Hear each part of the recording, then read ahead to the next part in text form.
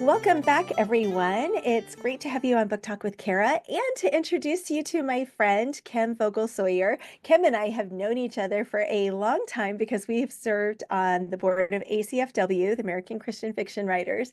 And Kim has been writing wonderful historical romance novels for probably 20 years now. It's hard to believe neither Yeah. of us is old enough to have been writing that long, but we both have been.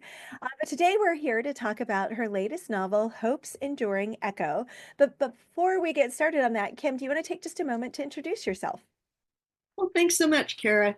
Yeah, I'm Kim. I've had a lot of favorite roles, including wife, mother, grandma, cat owner, but I think my favorite one is daughter of the king. I Just to take great joy in that relationship. It sustains us for everything else. I love that. You're one of those people that last role definitely just permeates your life because you walk around and you're just such a light and a joy. And you just carry that, which I love. And that comes into your books as well. And so Oh, oh. Hope's Yeah. So Hope's Enduring Echo is a historical romance. But what I love about this one, because a lot of yours were more like kind of the prairie romances, and you've written lots of different time periods and different locations. But this one's set, I call it the wilds of Colorado, but it's 1915. So you've kind of pulled forward a little bit, but maybe not so much because you've kind of moved around. But it has dinosaur bones and it's just it kind of captured me because I don't think of dinosaurs and Colorado in 1915, though I should. So how did you stumble across this time period and the what if that launched this story? Really did stumble across it, Yeah. to be honest. My husband and I, boy, that sounded strange. My husband and my 35th anniversary was during COVID. Couldn't really celebrate. So at the end of that, he took me on a surprise trip to Colorado Springs. I'd always wanted to ride on a historical train. So he booked us on a train ride to go through the Arkansas River and drive or ride Yeah. towards the Royal Gorge. And as we were going, there was a little stop, and they announced, if you look up on the hill, you're going to see the remnants of a cabin. That is where the line walker lived with his family. And I thought, what in the world is a line walker? Yeah. And we went a little farther, and they stopped again and they said, please notice the remnants of the pipeline. This is what brought water into Colorado Springs, and this is what the line walker did. He walked the line of that entire pipeline every day to look for cracks or leaks that would affect the flow of water going into the city. And it just, I thought, oh my goodness, to be stuck out there in that little, there was nothing else around. And I thought, I wonder what it was like for the family to live in that little cabin. So that's where it started, was this Mhm. train ride and How seeing funny. that cabin in this wooden pipeline that I knew nothing about until that moment. And it just kind of gave me the story chills. When we got back into Colorado Springs, he took me to the local museum because that's something we always do. And that's when I found out they had a lot of dinosaur bones discovered in this area. Um, and quite a few of them were between 1910 and 1935. So it's like, okay, Yeah. there's got to be a story here. Yeah, you got to put those two Yeah. things together. And so they just kind of came together on their own. It just worked. I love that. And it's one of those things that when you're a storyteller, you can't go anywhere No. without kind of looking around and being like, ooh, possible story. Ooh, possible story. So it doesn't surprise me at all that he's like, we're on this romantic 35th anniversary trip. And you're like, story, story, story, story, story. So how did you come up with the characters? Because the heroine is basically the daughter of the line walker, but Right. then your hero is a college student. Right. Well, the daughter came about because I tried to imagine what would my girls have thought. We had Yeah. moved to them to a place like this where you're stuck there 24/7 every day of the year. I mean, it just, I couldn't imagine how it would feel to be a kid out there isolated, not have any friends. And so that's where Jenny kind of grew. Now she was a daddy's girl, and that played well. into the story too. That was kind of me. I was definitely a daddy's girl. As far as Leo, I needed somebody to pick up that dinosaur thread. And Mhm. so I have a grandson, my second oldest grandson, and his college is in college right now, studying to become an archaeologist. And he's fascinated with dinosaurs. So I kind of gave Leo some of Ethan's traits. So it made it kind of personal, and it was fun. It was a lot of I fun. love that. Because this is book number what for you, Kim? That was book 62 because I'm working on 63 right now. Yeah. Yeah.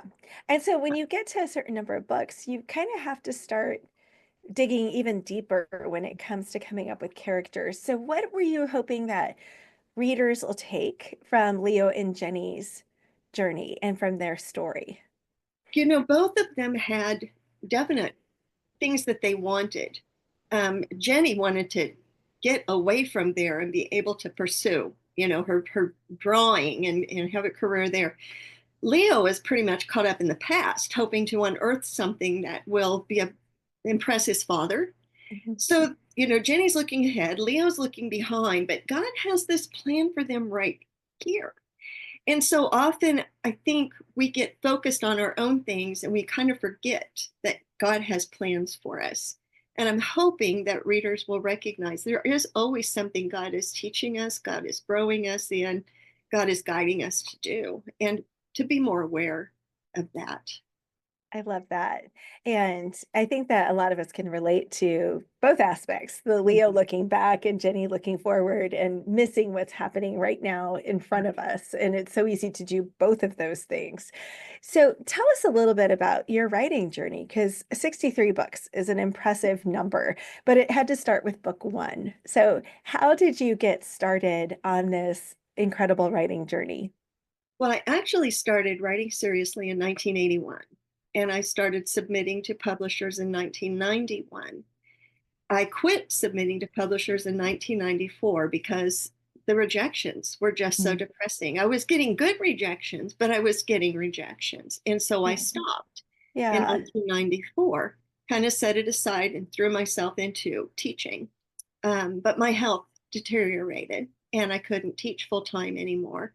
About that time, my parents took it upon themselves, back in the days when you couldn't digital print and self publish your own things, took out a loan for $15,000 and had a novel that I had been working on printed. And then I had to sell Wow. those things because I wanted to pay them back. So I got to looking around, where can I learn how to do that? Because I didn't know anything about marketing. And that's how I came upon ACFW. I joined ACFW in 2002 thinking, hey, I can sell my books there. But that's where I ended up getting an agent, and she took over the whole submission process, and that was really nice. So God pretty much pulled me out of my classroom by making me not feel good. So I would have time to write. And the agent did her job in 2020, 2005. Man, it just doesn't seem like it's been that long ago. I know. We Between March and November, I signed contracts with three different publishing houses for a total of 10 books. So at that point, I just kind of got drop kicked Yeah. into publishing. And I've been writing full time ever since, and I love it. That's so crazy because 2005 was my first conference and I Oh, got my yeah. first contract the next year. And Oh, so cool. I'm running behind though. I'm working on book 43. 43 comes out next year. So I'm definitely running behind. That's a nice number. Yeah. I gotta pick up the pace. So when you think back though, because you started in 81 and then 91 and 94 and that whole process, if you could go back in time, what would you tell younger Kim who was going through this whole process of writing towards publication? What's one piece of advice that you would have for yourself? I think I would have to bump myself up and give myself advice when I really started signing the contracts. Because when I was writing for myself, I kept it in balance. I never took time away from family to sit at my computer. But when those contracts hit, it was the same time that my little grandchildren were coming in. Mm. And I was Yeah. so excited. It's a dream come true. I was so excited. And it became the full focus of my life at that time. And I think my family got a bit neglected at the time. I wish I would have done a better job of balancing time with my real people and time with my make believe people. Yeah. Yeah, No, that's a good word because it's when once you have a deadline, you have to hit those deadlines. And so right, trying to find that way to balance is it's tricky. And it's not something we always talk about really well in the publishing world that, if you miss a deadline, you're going to get a reputation. And so, you have to really find a way to try and balance it all. And it can be really tricky to be like, no, I really don't want to have a book deadline January 1st. That's not realistic because you're just like, yeah, I'll sign anything. And so, right, being able to say, yeah, no, let's push that back so that it can reflect that the holidays are here. And we all know you're not actually going to look at the book over the holidays. So why right. can't we have it due Yeah. January 15th or, something more realistic? So, what's your biggest challenge as an author today? I don't even know if I should mention it, but my biggest challenge is actually the political climate. Mhm. I write historical stories, and history isn't always tied up in a neat bow. There are some Yeah. messy things. And if you want to be true to the integrity of the time period, sometimes you have to write things that some people might feel offended by. And that Yeah. can be hard, to write with that balance of writing the truth without wallowing, without hoping that somebody won't take offense. It's a Yeah. real tight line right now. So that's Yeah. a challenge. That is a challenge. So, when you think about that and you think about Hope's Enduring Echo, and it can be very separate from what you were just talking about, but all books go through an evolution between idea and first draft and what readers actually see. Is there a way that the book changed significantly from the first draft to the book that readers are going to actually hold? Not necessarily from the first draft, because the way I write is a Mhm. process that when I turn it in, it's pretty clean. It Not a lot changes at that point. But my plan for it, what I thought was Yeah. going to take place, morphed quite a bit. Um, when this family is stuck in the mountain, I did not realize until I did my research that there is very little sunlight that comes through, even in the summertime. There's only like 2 hours of actual sunlight in that valley. Oh And gosh. I have a father who's hurt himself physically, which is why Jenny is walking the pipeline for him. But as the story went, I thought, this needs to affect him more than physically. And I think if I were living in that valley, I have a daughter who suffers from seasonal depression when it's the winter months. And that's have that sunlight. It's really hard on her. And so that Yeah. worked into the character of Jenny's father. And I'm really glad it did. It wasn't something I planned, but I do Mhm. think mental illness is something worth looking at, worth understanding. Even today, knowing so much more about it, there still seems to be a bit of a stigma. I think Yeah. it particularly, and I hate to say this, but particularly with Christians that think if you just prayed more, if you had better Yeah. faith, that would go away. And that's not necessarily the case when you're talking about a chemical imbalance of the brain that changes things. So I hope that maybe some people will develop a little more empathy for people who are suffering from some kind of mental illness. Maybe it will be an educational moment. As I said, I didn't plan to work it in; it just happened intrinsically. But when I was finished, I was really glad that it was there. Yeah. Oh, it makes sense too because you have all that darkness and it does, Mhm. it impacts you. Right. It's tough in the winter, but wow, to never have, even in the summer, to not have sunlight, that would be so hard. I'd be Yeah. climbing to the top of the mountain every day.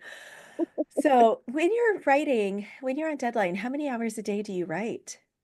When I'm on deadline, close to the end, I'm probably at my desk 8 to 12 hours because the story is just building and burbling, and I can't pull Yeah, myself away. And I love that part of it when you're just so lost in story world that you're just there with the yeah. characters. A little hard on the back, but But it really is a lot of fun. And I like that process. When I'm in the beginning stages, it's 3 to 4 hours. But I would say probably I spend about 5 hours in my office as an average on a Yeah. daily basis. And does writing energize you or exhaust you, or does it depend on the stage and the process that you're in? That's an interesting question because it does both. If Yeah. I'm kind of down, if I come in here and start getting in with my characters, I'm excited to be there and see what they're up to because I don't plot. Until I sit Okay. down to start writing, I really don't know what's going to happen. So that's very energizing. At the end of a really long writing jag, I think the most I ever wrote in one day was close to 21,000 words. And I was pretty well wasted after that. Yeah. I mean, mentally and physically, I was just pooped. But at the same time, it was like, mercy, look how much story got done today. So it's, Yeah. it's kind of back, both, actually. No, that makes sense. But yeah, that would be exhausting. I think the most I've written was 14 or 15, and it was the same way. I can do 10 or 12 when I'm on intense deadline, but I can't do too many of those in a row, or I'm just like, that's it. I'm done. Because Yeah, it's exhausting. your There's just this brain mental hurts. toll. Yeah, exactly. Exactly. Okay, so a few quick ones as we wrap up. Um, do you write in silence or with music? I have to write in silence. I would love to write with music, but I start singing. And even if I'm singing out loud or even singing in my head, it distracts me. So I have to be in silence. Yeah. And do you drink tea or coffee? There is coffee in my mug. Yeah. And sweet or salty for your treats?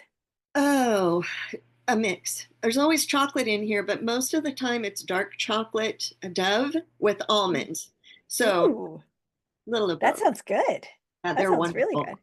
Yeah. And that is kind of a blend. Hmm. The little bit of salty with the almonds and the sweet with the chocolate. That sounds great. So, where can readers find you, Kim, and learn more about you and your books? Well, you can always go to my website, which is just www.kimvogelsawyer.com. I'm not real busy on social media other than Facebook. The others confuse me. I'm too old for it. So I'm on Facebook. I love communicating with readers there and keeping them up to date on my cats. So Yeah. find me there. All right. And the latest book is Hope's Enduring Echo. And Mhm. when does that come out? It will release March 28th, 25th or 28th, somewhere the end of March. Yeah, somewhere Real I think close. it's yeah, right around there. And it's a great one. And if you love learning new tidbits about history, Kim always does a great job of weaving that in. And I love the amount of research that she does, but she also takes you on these wonderful romantic journeys. Thank you so much for joining me today, Kim. It's been so much fun to see you. It's been good to catch up. Thank you.